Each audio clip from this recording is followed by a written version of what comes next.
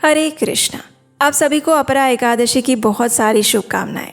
आशा है आप में से कई भक्तों ने आज अपरा एकादशी व्रत का पालन किया होगा। ज्येष्ठ मास के कृष्ण पक्ष की ये एकादशी अत्यंत पुण्यमयी और पावनमयी है, लेकिन इसका पालन तभी संपन्न माना जाता है जब निर्धारित समय के अंदर इस एकादशी व्रत का पारण किया जाए। शास्त्रोक्त विधि अनुसार जब तक इस एकादशी व्रत का पारण नहीं किया जाता है तब तक ये व्रत अधूरा माना जाता है। तो चलिए आज के इस वीडियो में जानते हैं कि अपरा एकादशी व्रत का पारण करने की शास्त्रोक्त विधि क्या रहेगी। आइए आज का अपरा एकादशी पारण विधि वीडियो आरंभ करते हैं। आज आपने जिस अपरा एकादशी व्रत का पालन किया है उसका पारण आपको करना होगा कल, यानी कि 14 मई 2026 गुरुवार के दिन सुबह 5:32 से लेकर 10:06 के बीच में। यही वो समय है जिसके अंदर आपको पारण के सभी नियमों का पालन करते हुए अपने इस एकादशी व्रत को समाप्त करना होगा। अगर एक छोटी सी गलती से आपकी एकादशी का पूरा फल कम हो जाए तो, और ऐसा ना हो इसीलिए हर एकादशी को करें बिल्कुल सही तरीके से। 24 एकादशियों की संपूर्ण कथा, विधि और एग्जैक्ट पारण टाइमिंग एक ही पुस्तक में पद्म पुराण के आधार पर लिखी गई एकादशी संपूर्ण मार्गदर्शिका ई बुक।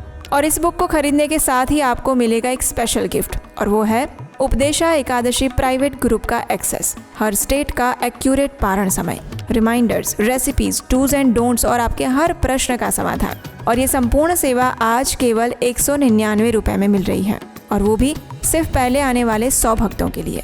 इसका लिंक बायो में दिया गया है, अभी टैप करें।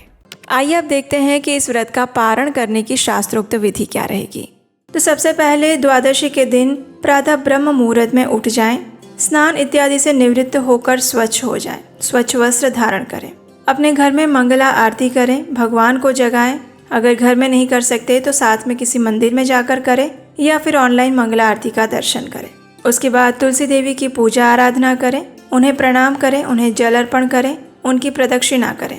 और याद रहे द्वादशी के दिन हम तुलसी पत्र नहीं तोड़ते हैं, इसलिए अगर आपको भगवान को भोग लगाने के लिए तुलसी पत्र की आवश्यकता है तो उसे एक दिन पहले ही तोड़कर रख लीजिए। तुलसी महारानी की सेवा पूजा करने के बाद अब उनके समक्ष बैठकर हरे कृष्ण महामंत्र का जप कीजिए। आप प्रतिदिन जितनी माला का जप करते हैं उतनी ही माला का जप आप तुलसी देवी के समक्ष बैठकर कर सकते हैं।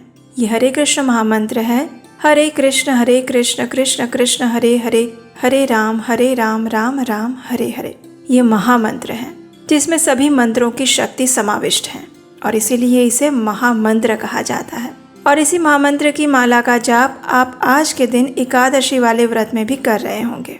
तो अब हरे कृष्ण महामंत्र का जप करने के बाद रसोई में जाइए और भगवान के लिए कुछ सात्विक अन्न भोग बनाइए। ऐसा भोग जिसमें लहसुन, प्याज या कोई भी तामसिक पदार्थों का प्रयोग ना किया गया हो। इस भोग को बनाने में ऐसे मसालों का प्रयोग भी ना करें जिसमें अनियन पाउडर, गार्लिक पाउडर इत्यादि का प्रयोग किया जाता हो। भगवान के लिए कुछ मिष्ठान बनाएं, कुछ अच्छा सात्विक भोग बनाएं, जैसे कि दाल, चावल, सब्जी, चपाती या फिर और कोई व्यंजन।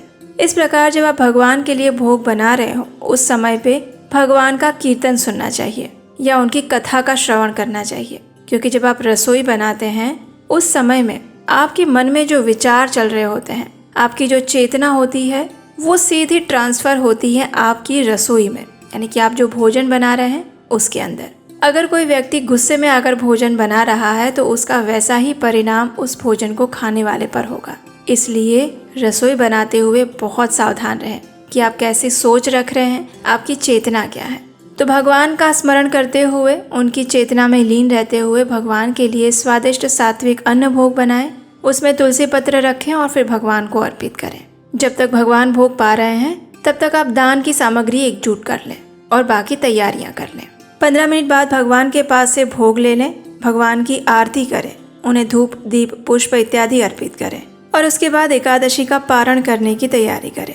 पारण करने के लिए सबसे पहले भगवान के समक्ष जाकर हाथ में थोड़ा गंगा जल लीजिए और भगवान से प्रार्थना करते हुए इस मंत्र का उच्चारण कीजिए। ये पारण मंत्र है और ये मंत्र इस प्रकार है। अज्ञानतिमिरन्धस्य व्रतेनानेन केशव प्रसीद सुमुखो नाथ ज्ञान दृष्टि प्रदो भव। इसका अर्थ है, हे केशव, मैं अज्ञान रूपी अंधकार से अंध हो रहा हूँ। इस व्रत द्वारा प्रसन्न होकर मुझ पर कृपा कीजिए और मुझे ज्ञान तथा भक्ति रूपी नेत्र प्रदान कीजिए। इस प्रकार भगवान से प्रार्थना करके अब अपने घर में किसी वैष्णव को या ब्राह्मण को आमंत्रित कीजिए। भगवान को जो भोग लगाया था उसी में से अन्न प्रसाद उनको अर्पित कीजिए। वो संतुष्ट हो जाए तब तक उन्हें खिलाइए और उसके बाद अपनी क्षमता अनुसार कुछ दान दक्षिणा दीजिए। इस प्रकार अगर आप घर पर बुलाकर किसी को अन्न प्रसाद नहीं दे सकते हैं तो आप मंदिर में जाकर भी भगवान का भोग प्रसाद दे सकते हैं और दान दक्षिणा दे सकते हैं। अगर आप भोजन प्रसाद भी नहीं दे सकते हैं तो कम से कम अपनी क्षमता अनुसार मंदिर में जाकर कुछ ना कुछ धन या लक्ष्मी अवश्य देकर आना चाहिए। अगर आप बाहर मंदिर में जाकर भी दान नहीं दे सकते हैं तो आप ऑनलाइन ऐसी किसी संस्था में दान दे सकते हैं जहाँ पर आपको विश्वास हो कि यहाँ पर दी गई लक्ष्मी का प्रयोग अच्छी चीज़ के लिए होता है, सनातन धर्म के लिए होता है। अगर आपकी इच्छा है कि आप ऑनलाइन भी दान नहीं देना चाहते हैं तो आप ऐसा कर सकते हैं कि आप उस दान की लक्ष्मी को निकाल कर साइड में रख लीजिए। अगली बार कभी भी आप मंदिर जाएं या किसी ऐसी जगह पर जाएं, गौशाला में जाएं, तो वहाँ पर जाकर ये दान की राशि दे सकते हैं। अब समय है आपका स्वयं पारण करने का। पारण करने से पहले भगवान से प्रार्थना कीजिए, उनसे क्षमा याचना कीजिए और इस प्रकार कहिए, हे परम भगवान श्री कृष्ण, मैंने अपनी सीमित बुद्धि और शक्ति द्वारा इस एकादशी व्रत का पालन करने का प्रयास किया है। इसमें मेरे द्वारा हुई जाने और अनजाने में जो भी त्रुटि है उसे आप कृपया करके क्षमा कर दीजिएगा और मुझे आपकी शुद्ध भक्तिमय सेवा प्रदान कीजिएगा। इस प्रकार कहकर अब आप किसी भी अन्न प्रसाद के साथ अपना व्रत तोड़ सकते हैं। सबसे पहले भगवान को अर्पित चरणामृत ले सकते हैं या फिर भगवान को अर्पित जल ले सकते हैं और उसके बाद जो उन्हें भोग लगाया था वो अन्न प्रसाद ले सकते हैं। अगर आप एकादशी का व्रत संपूर्ण निर्जल रखते हैं तो अगले दिन आपको पानी के साथ या भगवान के चरणामृत के साथ पारण करना चाहिए।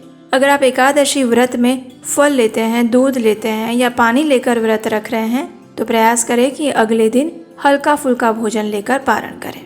जैसा कि आप सब जानते हैं, इस बार एकादशी व्रत का पारण उसी दिन आ रहा है जिस दिन गुरु प्रदोष व्रत है, यानी कि कल गुरु प्रदोष व्रत भी हैं और आप में से कई भक्त इस व्रत का पालन करने वाले हैं। तो आइए अब देखते हैं कि जिनका प्रदोष व्रत कल है वो एकादशी का पारण कैसे कर सकते हैं।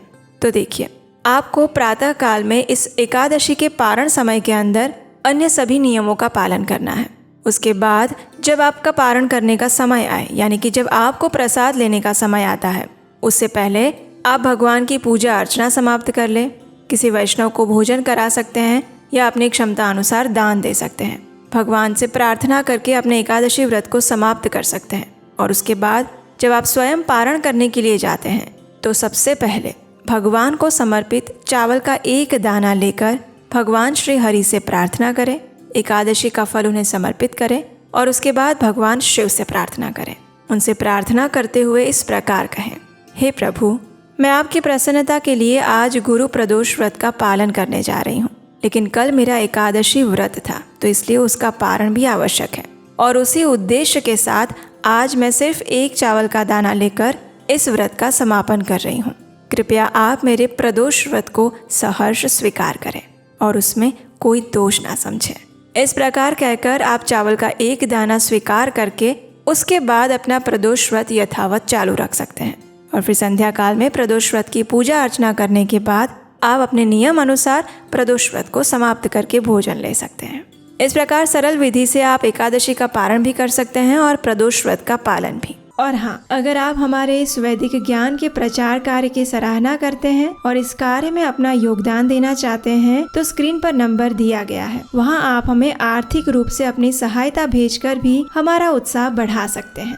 आशा है ये जानकारी आपको उपयोगी लगी होगी। अगर ऐसा है तो इस वीडियो को लाइक करके उन लोगों को शेयर कीजिए जो एकादशी का आज व्रत कर रहे हैं या फिर उनको भी जिनका कल प्रदोष है और आज एकादशी व्रत है, उनके लिए भी ये वीडियो सहायक हो सकता है।